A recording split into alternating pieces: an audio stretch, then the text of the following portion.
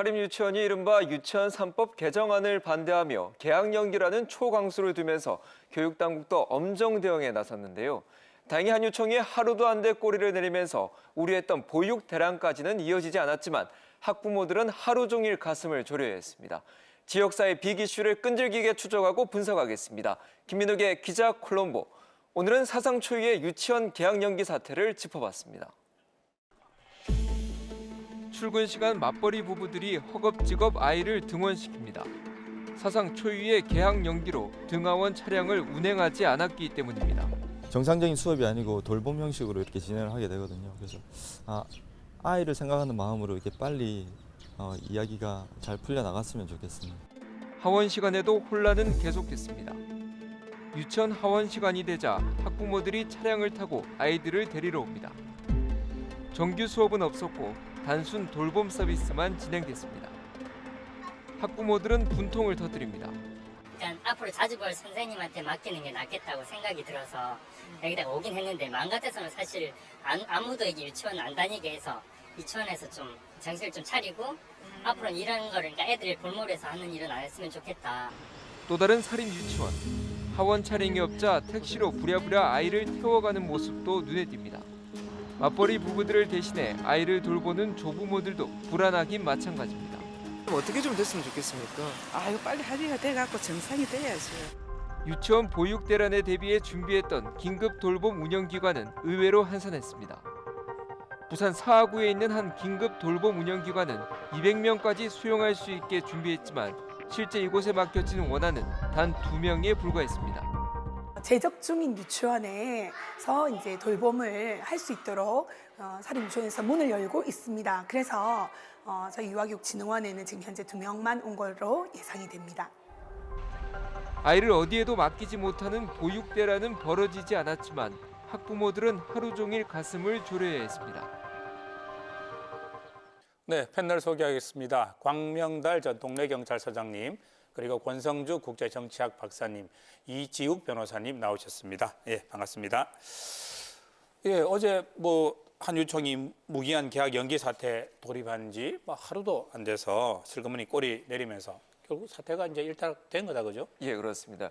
우선 전국적으로 사실 참여율이 조금 저조했었는데요. 네. 어제 전국 사립유치원 3,800여 개 가운데 개학을 연기한 곳은 239곳으로 전체 한 6.2%에 불과했습니다. 이 한유총이 당초 개학 연기에 동참한 것으로 주장한 한 1,500여 곳에 비하면 한 7분의 1 수준밖에 안 되는 건데요. 이에 비해 부산은 19%, 경남은 28%로 비교적 개학 연기 비율이 좀 높았습니다. 부산 경남 지역이 전국 평균보다도 압도적으로 높았는데 아마 강성 유치원들이 많았는 모양이에요. 예, 그렇습니다. 그래서 이게 부산 경남이 조금 높았고 전국적인 현상은 아니었는데요. 네네. 부산 경남은 이제 수도권에서 연기 철회가 잇따르면서 그에 따라서 결국 손을 든 것으로 보입니다. 예, 그렇게 됐군요. 한유총이 어떻습니까? 이렇게 쉽게 백기를 든 이유 뭘까요? 예, 가장 큰 이유는 정부의 무관용 원칙이 작용한 것으로 보이는데요. 네. 정부에서는 개학 연기 유치원에 대해서는 형사 고발은 물론 네. 한유총 설립 허가도 취소하겠다고 발표를 했고요. 네. 유원회 교육부총리가 어저께 긴급 기자회견에서 네. 법과 원칙에 따라 엄정하게 대응하겠다고 발표한 것도 한 몫을 차지한 것으로 보여집니다. 여기에다가 이제 추가할 수 있겠는 것이 이 한유총에 대한 이 엄청난 이 비판 여론도 감안해 볼 수 있을 것 같습니다. 지난주 토요일이죠. 그러니까 개학을 불과 이틀 앞두고 이 개학을 연기하겠다라고 하는 통보를 받은 이 맞벌이 부부들, 이 정말 이른바 멘탈이 붕괴된다고 하는 멘붕 상태에 빠지게 됐는데, 네. 이 저도 유치원생 아이를 키우는 맞벌이 부부로서 이 소식이 상당히 화가 많이 났습니다. 당사자셨군요. 네, 그렇습니다. 그런데 이제 그 당장에 아이를 맡길 곳이 없는 부모들이 네. 이 아이를 맡길 곳이 없으니까 교육기관이 네. 어떻게 아이를 볼모로 해서 이렇게 협박을 할 수 있느냐라고 해서 엄청난 분노를 갖게 되었고 네. 그런 각종 맘카페라든가 이런 인터넷 커뮤니티 사이트에 어떤 비판의 어떤 댓글들이 쇄도하게 되었었습니다.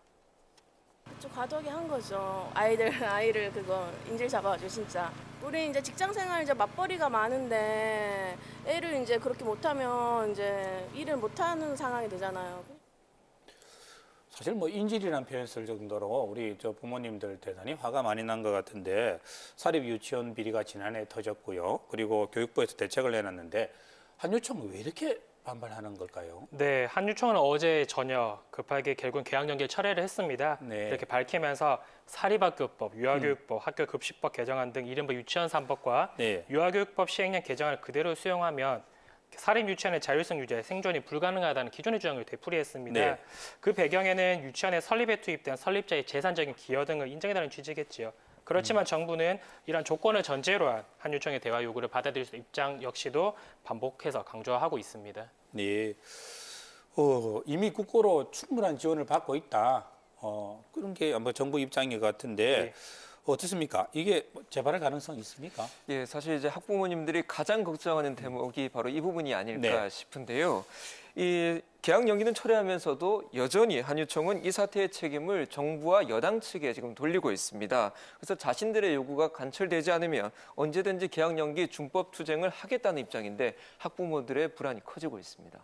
정부가 사립 유치원을 비영리 법인으로 만들고 정말 다양한 지원을 하는 거는 아이들 가지고 아이들 교육으로 장사하지 말라, 아이를 돈으로 보지 말라는 그런 취지가 아닌가 싶습니다. 결국은 사립 유치원 운영하시는 분들 이 원칙에 대해서 다시 한번 생각해 보는 계기가 됐으면 좋겠다는 생각해 봅니다. 지금까지 기사콜럼보였습니다.